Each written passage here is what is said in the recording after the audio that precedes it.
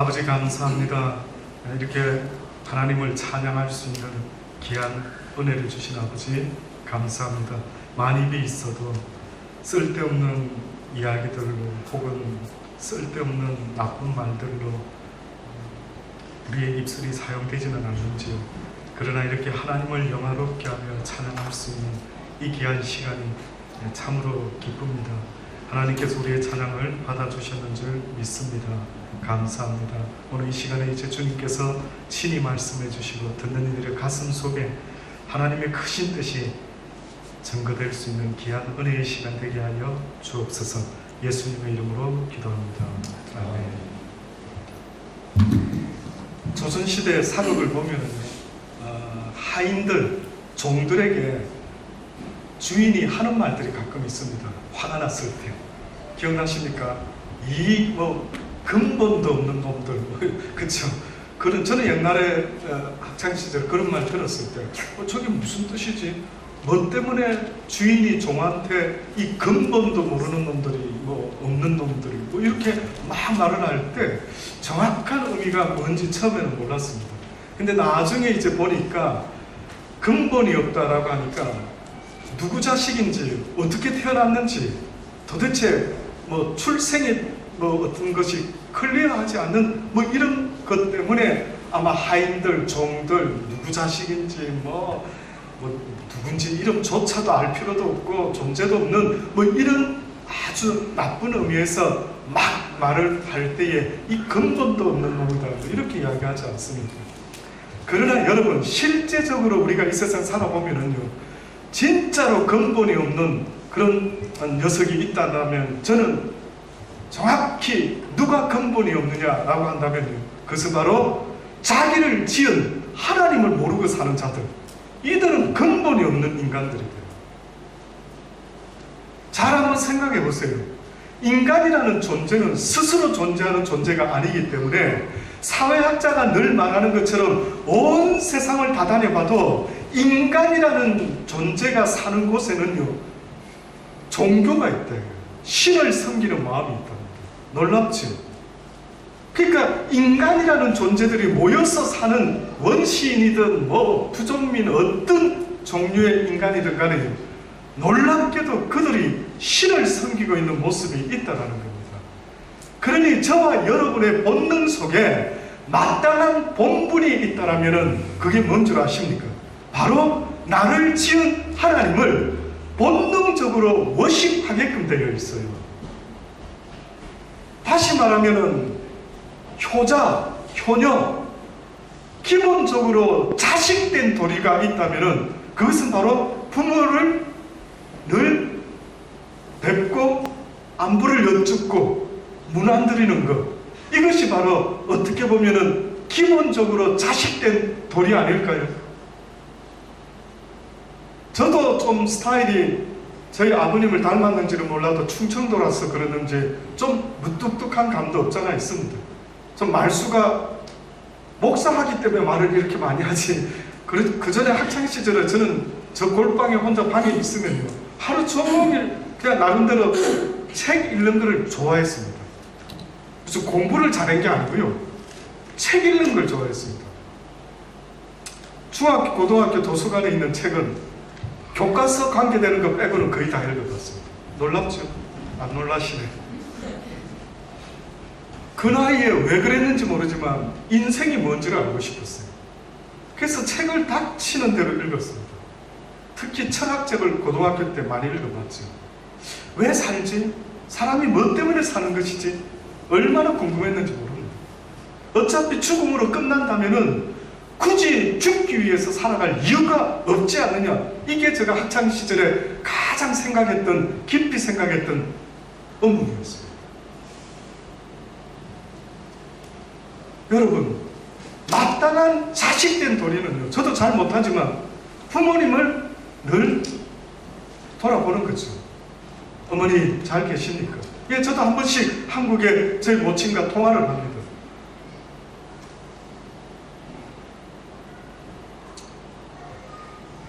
여러분도 한국에서 부모님이 계실 경우에 안부도 여쭙고 또 여기 방문하게 되면 함께 좋은 시간을 가지지 않습니까? 괜찮은 자식, 괜찮은 자녀의 모습은요, 부모님을 공경하는 것이죠. 기본적으로. 그렇지 않으면 그 자식은 별로 좋은 자식이 아닙니다. 마찬가지로 성경은 우리에게 분명히 말씀합니다. 내가 너희를 지었다라고. 너희만 지은 것이 아니라 온 세상 만물을 나 만군의 여호와가 창조했다라고 그렇게 말씀합니다. 그래서 저와 여러분에게 어떤 본능이 심어졌는데 연어의 본능처럼 자기가 태어난 것을 거슬러 올라가는 그런 물고기의 본능도 대단한 것이 있는 것처럼요, 왜 여러분은 인간인 나의 본능이 뭔지를 한 번쯤 생각해 보신 적이 있습니까? 심각하게요. 나에게는 무슨 본능이 있지? 기껏 해봐야 육적인 본능, 먹고 마시고 그런 육적인 본능 말고요, 과연 내 영혼의 심령에 어떤 본능이 있는지를 한번 생각해 보신 적이 있습니까? 여러분, 하나님이 인간의 마땅한 도리를 하지 못하면요, 그 어떤 것을 아무리 열심히 잘한다 할지라도 마땅한 것을 하지 못할 때 내 심령의 공허함은 이루 말할 수가 없게끔 되어 있습니다. 이게 하나님의 섭리입니다.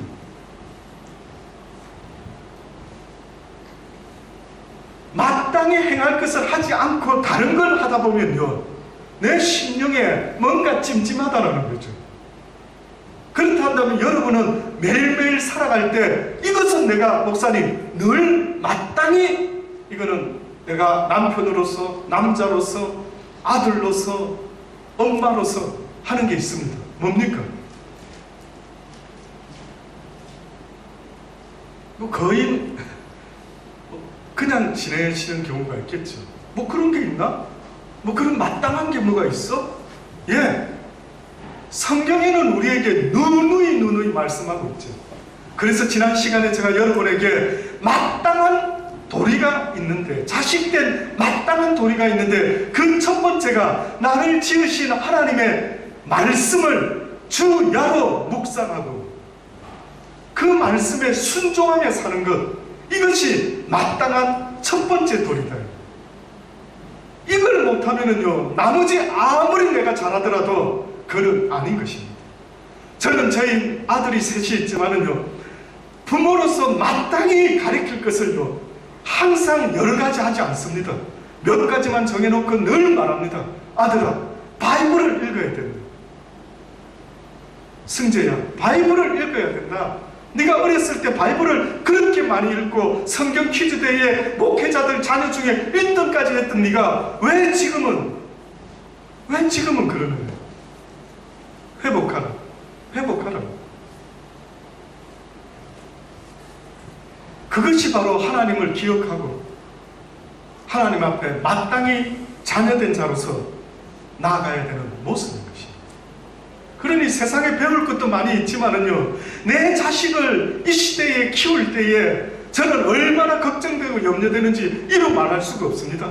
내가 낳은 자식이긴 하지만 어느 때 보면은 나의 이야기를 더 많이 듣는 것이 아니고 성경을 더 읽는 것이 아니고요, 오히려 게임을 더 많이 하고 인터넷을 더 많이 하고 있을 때 누구의 자식인가를 물어보고 싶은 거예요. 내 자식이 누구에게 영향을 받고 크는지를 한번 생각해 볼 때 암담한 생각이 듭니다. 저는 지금은 여러분의 자식 같습니까? 잘 생각해 보십시오. 그 자녀를 어렸을 때부터 하나님의 말씀으로 양육 못하면요, 나중에 디즈니랜드의 자녀가 될 것이고 헐리우드의 자녀가 될 것이고 게임 만드는 컴퍼니의 자녀가 될 것이고. 보세요. 수많은 아이들이 미국에서 특히 총으로 막 사람을 죽이는 겁니다. 양심의 가책도 없이. 그래서 왜 그랬느냐 물어보면 거의 젊은 아이들은 카피 뜨는 거예요. 모방성. 영화에 보니까 두두두두두두 가책도 안 느끼고 막 쏘아대는 걸 하도 많이 보니까 현실인지 영화인지 도무지 느끼지는 못하는 겁니다. 마돈나, 뭐 헐리우드의 무슨 유명 배우 자기들 자녀들한테는요 TV 못 보게 한답니다. 와, 놀랬어. 자기들은 TV 스타, 무비 스타인데 자기들의 썸과 덜터에게는요 무비를 못 보게 한다는 거예요. 영화를, TV를. 저는 신학교 여기 호주에서 다닐 때 저희 신학교 교수님이요 어느 날 강의를 하시다가 이 프로그램 보지 마세요 이러는 거예요. 신학교 교수님이. 그 프로그램이 뭔지 아십니까? 뭐죠? 심슨? 톰슨이 심슨? 심슨. 혹시 보셨습니까? 심슨요. 저는 그때 심슨이 영어로 정확하게 무슨 내용들이 그렇게 많은지 저는 잘 몰랐어요. 그런데 저희 신학교 교수님이요, 외국 교수님이 아이들도 못 보게 하지만 여러분 아주 그건 나쁘다 그런 교수님이 있었어요. 그래서 저는 그때 이 심슨이 아주 메시지가 안 좋은 게 있구나. 보니까 대충 봐도 좀 잔인하죠. 잔인합니다. 지금 우리의 자녀라고 말할 자신이 있습니까? 여러분의 자녀가 내 자녀라고 말할 수 있습니까? 내 자녀라고 말하려면 나의 영향을 가장 많이 받아야 되죠. 나의 메시지를 가장 많이 들어야 되는데 뜻밖에도 그게 아닌 겁니다. 저는 저의 자녀를 이용우의 아들들로 키우고 싶은 생각이 조금도 없습니다. 왜? 저는 자랑하고 나타낼 게 아무것도 없기 때문에 그렇습니다. 저는 오히려 하나님의 자녀가 되어야 돼요. 샘, 조시, 데니엘, 아빠는 언젠가 다이 할 것이다. 그러나 아빠가 섬겼던 하나님이 계신데 그 하나님은 너희들의 인생과 영원토록 함께 있을 것이다. 잊지 말아라. 아빠를 생각하며 하나님을 기억하라. 그의 말씀을 날마다 기억하고 그 말씀에 순종하는 인생이 되어야 된다.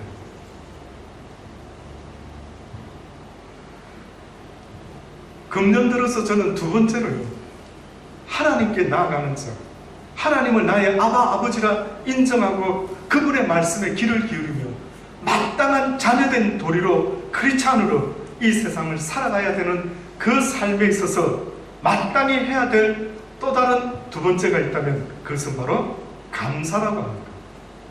여러분의 인생에 땡큐가, 감사가 없어지면은요 그 인생 심히 괴롭습니다. 심히 괴롭습니다. 땡큐가 어원이 think하고 같은 거 아십니까? 생각하는 것. 이 단어하고 땡큐가 같아나는 거예요. 그럼 왜 땡큐 하는데 뭘 생각해봐라는 거예요. 무슨 생각이겠습니까?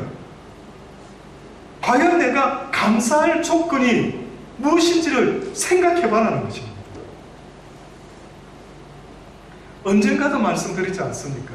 과일 한 박스를 먹는데 어떤 사람은 좋은 것부터 골라서 먹으니까 한 박스 다 먹을 때까지 좋은 사과, 맛있는 사과, A급 사과 참 맛있게 먹었다. 누가 선물했으면 감사합니다. 너무 맛있게 먹었어요. 그러죠. 똑같은 사과를 먹는데 썩어가는 것부터 골라 먹으면 한 박스 다 먹을 때까지 썩어가는 사과만 골라 먹어서 땡큐가 나오지 않는 거예요. 저는 아주 별거 아닌 것 같은 이 이야기가요, 저한테는 엄청난 깨달음을 줬어요, 옛날에. 그래서 저는 그 다음부터요 애끼지 않습니다. 그 다음부터는 땡큐가 없는 애껴 먹는 인생, 힘들고 짜증나는 것 같더라고요. 특히 저희 모친은요, 딸 둘이 있어가지고 시집 보낼 때에 어디서 사은품 받고 선물 받으면은 그저 꽁꽁 모아두셨다가 시집 갈 때 딸 줄 거라고요. 근데 시집 갈 딸이 딱 보니까 그 잘 모아놨던 게 너무 구닥다리가 된 겁니다. 어려운 시절에 아버님의 사업이 실패하고 이해는 충분히 되죠. 그래서 저도 어느 때인가 우리 아이들이 한 번씩 저한테 막 컴플레인 하는 게, 왜 아빠는 세일하는 것만 자꾸 사서 먹느냐. 근데 제가 막 돌아봤죠. 내가 왜 그러지? 나도 좋은 것 좀 사서 먹고 하면 될 텐데 왜 이렇게 자꾸 세일하는 걸 고르지? 보니까요, 저희 누님 형님은 그래도 고등학교 졸업반 때쯤인데 저는 중학교 때 초에 아버님이 부도가 난 거예요.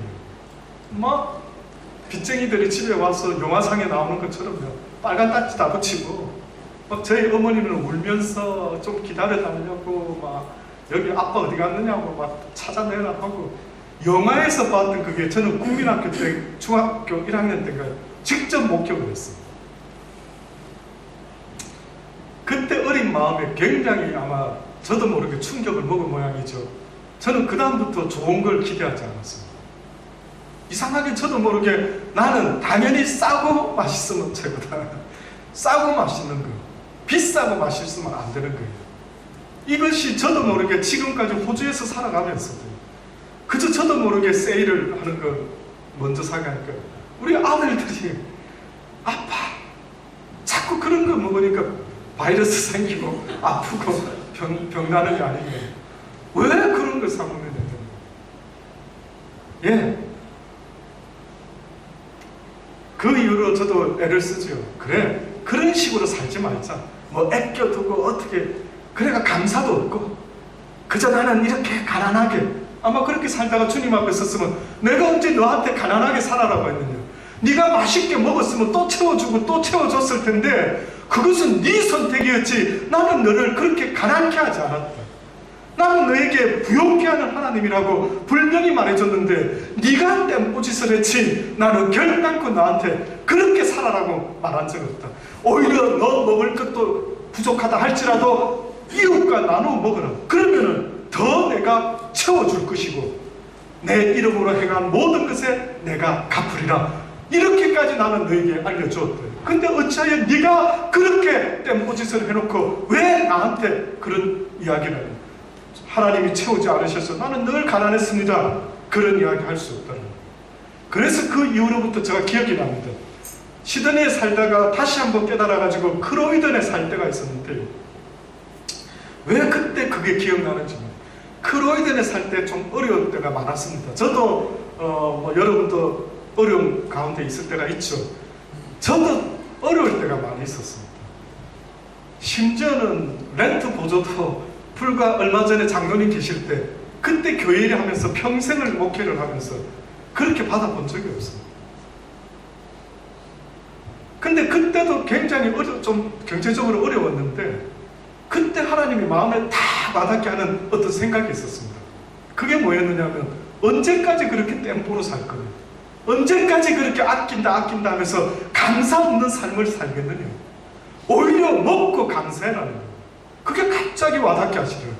그래가지고 그때 어려운 형편에 통닭을 레드로스트를 시켜가지고요 먹었던 적이 있어요. 그때 제가 진짜 감사가 돼요. 그래 실컷 먹고 죽은 귀신 때깔도 좋다는데 감사하게 먹고 감사 넘치죠. 그래가지고 어린 아이들 같이 먹으면서요 땡큐가 저는 혼자서 속으로 그랬던 기억이 납니다. 지나고 보니까 그렇더라고요. 인생이 힘들고 어려운 거는 때로는 내 어쩔 수 없는 환경 탓이라고 말하지만 성경은 그렇게 말한 적이 한 번도 없습니다. 하나님을 잃어버린 너희여 이제 이를 생각하라. 그렇지 않으면 내가 너희를 찢으리라. 하나님의 말씀을 잃어버린 자들을 잊지 말아라. 다시 한번 기억하라. 감사로 제사를 드리는 자가 나 여호와를 영화롭게 하느니라. 신약 성경에서는 예배 드릴 때에 우리가 잘 아는 말씀처럼 요한복음 4장에 뭐라 합니까? 아버지께 참으로 예배하는 자들은 신령과 진정으로 예배할 때가 오라니 곧 이때라. 아버지께서 이렇게 자기에게 예배하는 자들을 찾으시느니라. 하나님은 여기시니 예배하는 자가 신령과 진정으로 예배하라. 신령과 진정으로 예배하는 것은 오늘 이 시간에 여러분이 앉아서 신령과 진정으로 예배하지, 자 신령, 진정 이 뜻이 아닙니다. 하나님이 말씀하는 신령과 진정이라는 것은 평상시 때의 너의 삶이 어떠한지를 돌아보라는 것입니다. 주일날 여기 와서 앉아있는 것이 곧 예배드리는 것이 아니라 성경은 누누이 산 제사를 드리라지, 삶의 예배를 드리라는 겁니다.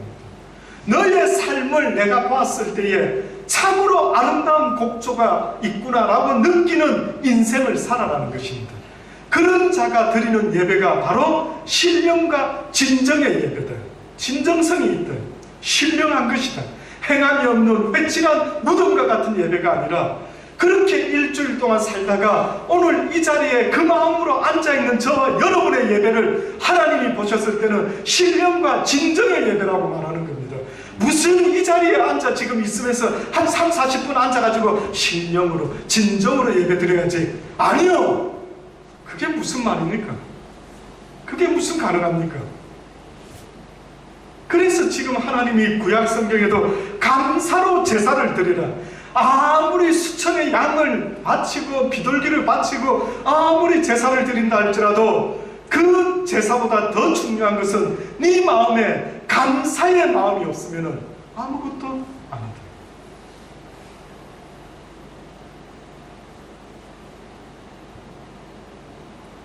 저는 최근에 건강에 문제가 생기다 보니까 내가 다시 옛날만큼만 돼도 뭐든지 하겠다라는 생각이 막 들었는데 어리석다. 육이 있는 내 인생이요 참으로 어리석다.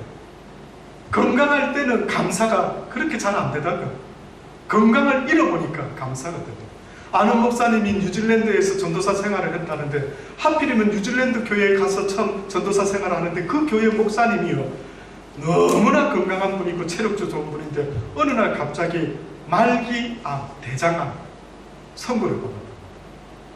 근데 그분이 이제 막 항암 치료도 하고 애를 쓰고 합니다. 근데 그분이 그 전도사님하고 했던 말 중에 그 전도사님이 저한테 전해주는 말, 그 목사님이 이런 말을 하더랍니다. 대장암을 앓고 보니까 어느 날 다 그런 건지 모르겠는데 혀의 입맛을 잃어버렸다. 혀의 입맛을. 그래서 누가 목사님 건강하셔야 되는데 그럼 정말 맛있는 걸 해준대요. 근데 그 목사님은 모든 것이 맛이 안 느껴지는 거예요. 그러면서 그 전도사님한테 그렇게 말했답니다. 참 어리석다라는 거예요. 감사의 조건이 차고 넘치는데 꼭 우리는 잃어버리면은 그때서야 그게 감사했는데 그렇게 말을 한다는 거예요. 먹을 때 맛있다 감사해라고 그 전도사님에게 그 목사님이 그렇게 권면을 하더라고요. 어떠세요 여러분? 너무 감사하지 못하죠. 우리 인생에 너무 감사가 없는 거예요. 그러니 하나님을 믿습니다라고 하는 그 믿음이 무슨 의미인지를 도무지 알 수가 없는 거예요.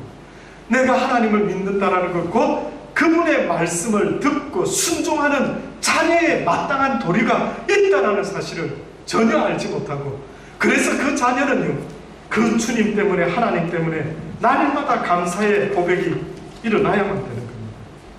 그래서 저는 그런 면에서 하박국 선지자가 너무 부럽습니다. 하박국 선지자는 하박국서 3장을 통해서 뭐라고 말을 합니까? 비록 무화과 나무가 무성치 못하며 포도나무에 열매가 없으며 감람나무에 소출이 없으며 밭에 식물이 없으며 우리의 양이 없으며 외양간에 소가 없을지라도 나는 여호와를 인하여 즐거워하며 나의 구원의 하나님을 인하여 기뻐하리로다. 아멘 되실 수 있기를 바랍니다. 어쩌면 이렇게 되죠. 우리는 외양간에 양이 없고 소가 없고 소출이 없으면 대번에 속상해하고 힘들어하고, 이게 사단이 우리를 속이고 있는 가장 우리를 어리석게 만드는 모습 같다라는 생각이 드는 것입니다. 헬렌 켈러라고 하는, 여러분이 한 번쯤은 이름을 들어본 그 소경인 여인의 이야기가 있습니다. 그 헬렌 켈러라는 사람이 쓴 책에 보면 3일 동안만이라도 내가 볼 수만 있다면 이라고 하는 말로 시작하면서요 그가 이렇게 이야기를 합니다. 만약 내가 이 세상을 사는 동안에 유일한 소망 하나 있다고 하면 그것은 죽기 직전에 꼭 3일 동안만 눈을 뜨고 보는 것이다. 만약 내가 눈을 뜨고 볼 수 있다면 나는 나의 눈을 뜨는 그 첫 순간 나를 이만큼 가르쳐주고 교육을 시켜준 나의 선생 설리반을 찾아가겠다. 지금까지 그의 특징과 얼굴 모습을 내 손 끝으로 만져서 알던 그의 인자한 얼굴 그리고 아름다운 몸매 등을 몇 시간이고 물끄러미 보면서 그의 모습을 나의 마음속에 깊이 간직해 두겠다. 다음에 친구를 찾아가고 그 다음에는 들로산으로 산불을 가겠다. 바람에 나풀거리는 아름다운 나무 잎사귀들 들에 피어있는 예쁜 꽃들과 풀들 그리고 저녁 되면은 석양이 빛나는 아름다운 노을을 보고 싶다. 다음날 이른 새벽에는 먼동이 트는 웅장한 장면, 아침에는 메트로폴리탄에 있는 박물관, 오후에는 미술관, 저녁에는 보석같이 밤하늘의 별들을 보면서 하루를 지내고 마지막 날에는 일찍 큰 길가에 나가 출근하는 사람들의 얼굴 표정을 아침에는 오페라 하우스, 오후에는 영화관에서 영화를 감상하고 싶다. 그러다 어느덧 저녁이 되면 나는 건물의 숲을 이루고 있는 도시 한복판으로 나와서 레온 사인이 반짝이는 거리, 소 윈도에 진열되어 있는 아름다운 상품들을 보면서 집에 돌아와 내가 눈을 감아야 할 마지막 순간에 나는 이 3일 동안만이라도 볼 수 있게 하여 준 나의 하나님께 감사한다고 기도를 드리고 영원히 암흑의 세계로 돌아가겠다. 이것이 앞을 보지 못하는 한 여인의 고백입니다. 너무 찡하지? 우리는 허구한 날 보고 있는데 이 여인은 자기 평생에 3일만이라도 눈을 떠서 볼 수 있다면, 그래서 볼 수 있게 해주신 그 하나님께 감사를 드리겠다.